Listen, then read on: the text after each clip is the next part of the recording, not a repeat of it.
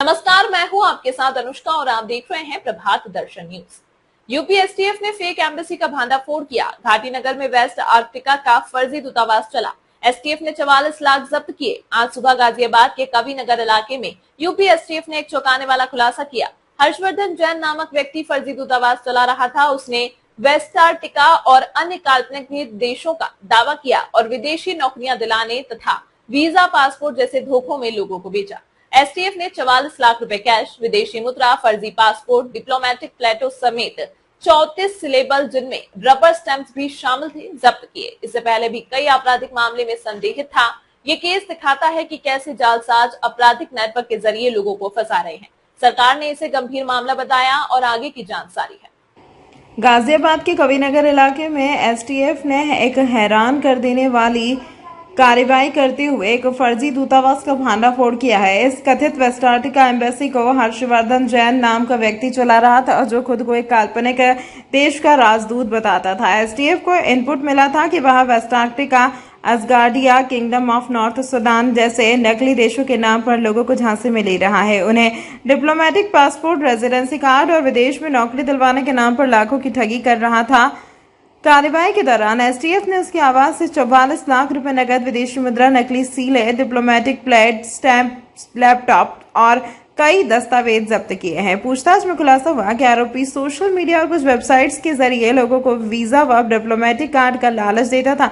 इतना ही नहीं, उसके पास अलग अलग फर्जी मंत्रालयों के लेटर हेड भी मिले हैं। इस रैकेट का इस्तेमाल हवाले में भी हो रहा था। जांच में यह भी सामने आया है कि आरोपी के खिलाफ पहले से ही 4 आपराधिक मुकदमे दर्ज हैं, जिसमें धोखाधड़ी और आपराधिक षड्यंत्र के मामले शामिल हैं। एसटीएफ इसे एक अंतर्राष्ट्रीय नेटवर्क से जुड़ा मामला मान रही है और केंद्रीय एजेंसियों को भी इन्वॉल्व कर दिया गया है। प्रशासन ने लोगों से अपील की है कि वे किसी भी ऐसे लालच में न आए और किसी भी संदिग्ध गतिविधि की तुरंत सूचना दें। यूपी एसटीएफ के नोएडा यूनिट ने दिनांक 22/7/2025 को गाजियाबाद में एक चल रहे अवैध दूतावास चला रहे व्यक्ति को पकड़ा है। इस व्यक्ति का नाम है हर्षवर्धन जैन, पुत्र जेडी जैन। ये रहने वाला केबी 45 कविनगर गाजियाबाद का है। इसको अवैध दूतावास चलाते हुए गिरफ्तार किया है और इसके पास से काफी सामग्री बरामद हुई है। ये हर्षवर्धन केबी 35 कविनगर में एक किराए के मकान में अवैध दूतावास चला रहा था और ये अपने आप को वेस्ट आर्कटिका, सबोर्गा, पोल्विया, लोडोनिया और इसके अलावा अन्य भी कई देशों का एम्बेसडर बताकर लोगों से बात करता था। इसके पास से कुछ गाड़ियां भी बरामद हुई है, जिनमें इसने डिप्लोमेटिक तरीके की नंबर प्लेट्स लगा रखी है, जो किसी भी जगह से अप्रूव नहीं है। लोगों को प्रभाव में लेने के लिए, उनसे ठगी करने के लिए, उनके दलाली करने के लिए ये कई सारी मॉर्फ फोटोग्राफ का भी इस्तेमाल करता था, जिसमें इसने अपने आप का कई गणमान्य लोगों के साथ में मॉर्फ फोटो भी बना रखे।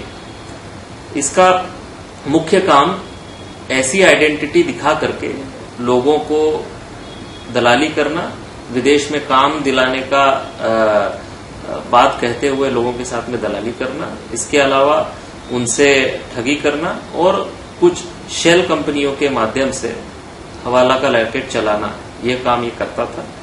इसको एसटीएफ नोएडा की टीम द्वारा गिरफ्तार कर लिया गया है। यहाँ उल्लेखनीय बात यह भी है कि ये अभियुक्त 2011 में भी एक बार गिरफ्तार हो चुका था।